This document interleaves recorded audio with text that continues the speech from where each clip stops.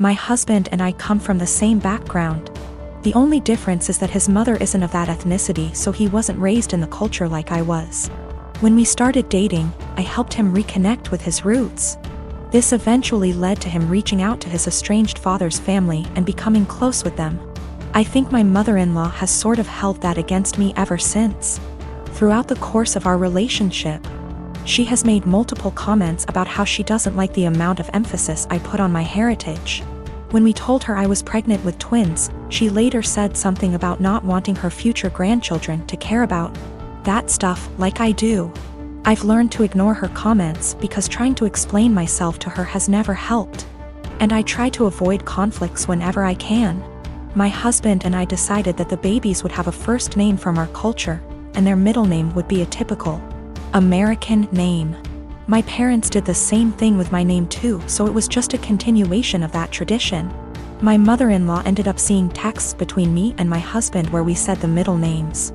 But she assumed that we were talking about first names, so she went out and got the babies matching sweaters, with the names printed on the front of them.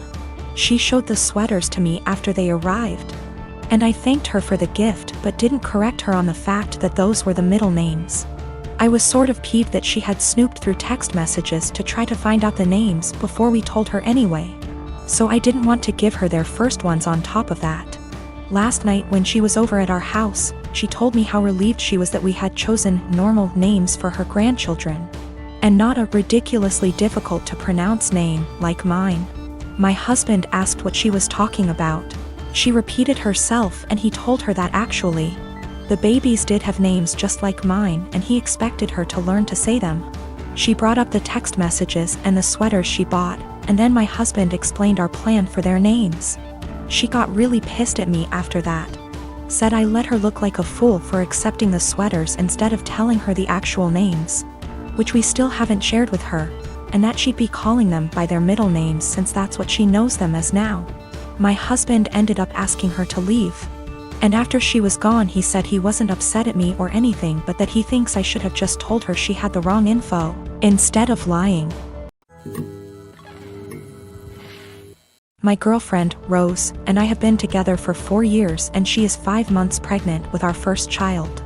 My mom seemed to really like Rose, or at the very least tolerated her, but after we announced that we were expecting, something definitely switched in her. She has become extremely rude and disrespectful towards my girlfriend. She makes passive-aggressive comments at every chance she gets. I've had to take a step back from my mother until she fixes her behavior. Rose had gone to visit her family who lives far out of town. It was a very last-minute trip, and she drove herself to the destination and back. Unfortunately, at around 6 p.m., her car broke down and she was forced to pull over. Fortunately, my brother, Chris, who's great with cars and lives about an hour and 1/2 from where Rose was stranded, was willing to pick her up and sorted everything out. I was out of the country, so I'm grateful that my brother sorted everything out for her. Chris moved back in with my mom about a year ago. Obviously, the situation wasn't the best, especially considering the tension between Rose and my mom that exists for no particular reason. But I hoped my mom could put her pettiness aside for at least a night. It was too late for Chris to drive Rose back home, so my brother told her that he would drive her back tomorrow morning. An arrangement that my mom seems to not like, but one that she managed to keep her mouth shut about, my girlfriend tells me. Rose helps prepare dinner, wash up, and actually engage in a decent conversation with my mom for the first time in ages. However, they mostly avoid each other. Chris goes to bed earlier, leaving my mom and Rose. My mom lives in a 2-bedroom apartment, and since both bedrooms were taken, Rose assumed that she would be sleeping on the couch. She apparently assumed wrong. My mom gives Rose the thinnest blanket ever and basically screams at her, telling her that she has to sleep on the floor to not ruin her couch. She tells Rose to make do with the pillows on the couch and the blanket that provides zero warmth. Rose thought about protesting, but ultimately decided against it. According to Rose, my mom kept opening her door to check if she was sleeping on the couch, so she couldn't even try to sleep on the couch. At 5 a.m., Chris found Rose on the couch and let her sleep on his bed. He ended up telling me, but told me to not make a big fuss out of it. I did the exact opposite. I called my mom, very angry, and told her that she was disrespecting her so badly. She tried to defend herself by saying that she didn't harm the baby, and it's okay for pregnant women to sleep on the floor. But I refused to hear any of it. Chris agrees with me, but told me that I shouldn't make it a fight. I feel like I'm losing my mind. I am a high school math teacher, and we were creating a schedule for next year and divvying up workloads. I noticed I got almost 50% of the test creation and had 2 plannings missing from my schedule next year, for every one for the other 6 women in my department. There are 8 of us. My department head assigned herself nothing as she is managing and needs every prep. But that's another quibble. I am not the newest and in fact have seniority some of these women, but I'm also not the most experienced, so it's not like these are struggling new teachers who need help. So, I asked why it was divided this way. I was told, well, Ms. Millie is pregnant and the rest of us have families. If you have to stay late, it's no big deal. I can go to my principal and deal with it that way. What they've done actually breaks the union contract. But I really was offended by this. I tried to explain my offense, and they literally stared at me gobsmacked. I actually want to know how to discuss this with them. These are all women who I have previously gotten along with and liked.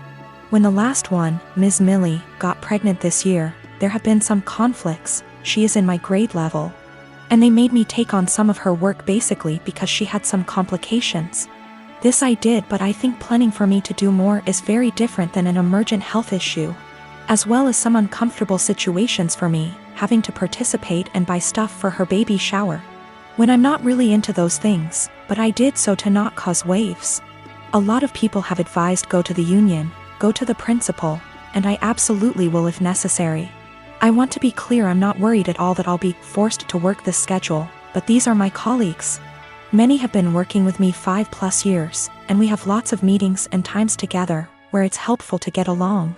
So I do try to get along, like the baby shower thing, and be a good work friend and colleague. I just want a better way to communicate myself than I had today. I was entirely shocked and very indignant and just found myself unable to express myself well, and I was hoping for ways to approach that someone with their attitude might understand because I can't empathize with it at all. Myself and viewing the other side is how I always try to look at problem solving. I am a 35 years old female, just got engaged to my fiancé 37 male Sam. We do not live together because we're waiting till marriage, given he and his family are highly conservative Christians, but they're really nice and lovable people.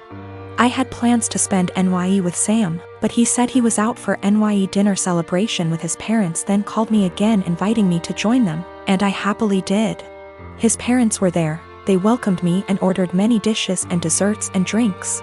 We celebrated and had great time, that is until it was time to pay. I pulled my wallet out of my bag, letting them know that we'll split the check between us. Sam mumbled, "No, you don't have to, we invited you," but I insisted. He and his parents then stared at me. I asked what was wrong, and both mother-in-law and father-in-law said they didn't have money on them. I was shocked. I turned to Sam and he said he too forgot his wallet at home and didn't bring enough money to cover even on round of drinks. His dad then laughed nervously. "Right, so guess we should let the doctor pay." I was taken aback. I said, "I'm sorry, but no, this is just so much money to spend on one dinner by myself, and I didn't think I was expected to pay the entire bill." Sam said I should pay and he'd pay me back later, but I said no, since I know he will have to get a job to pay that much money. I said, "I'm sorry, but this isn't the first time I've been put in this situation by him and family, where I'm expected to rescue them after they somehow forgot their wallets and expect bothers to pay hundreds for their extravagant dinner." I told them I'll only pay for what I had and that's it. He and his parents were shocked. They started arguing about how I have the potential to pay right there and then, but I was acting as if they were strangers, not family. But that doesn't mean I'm obligated to pay. How could someone go out to a fancy restaurant, order so many dishes, desserts and drinks without bringing money? Sam begged that I just do it and call it a night, but I refused. The argument got heated, then I got up and walked out.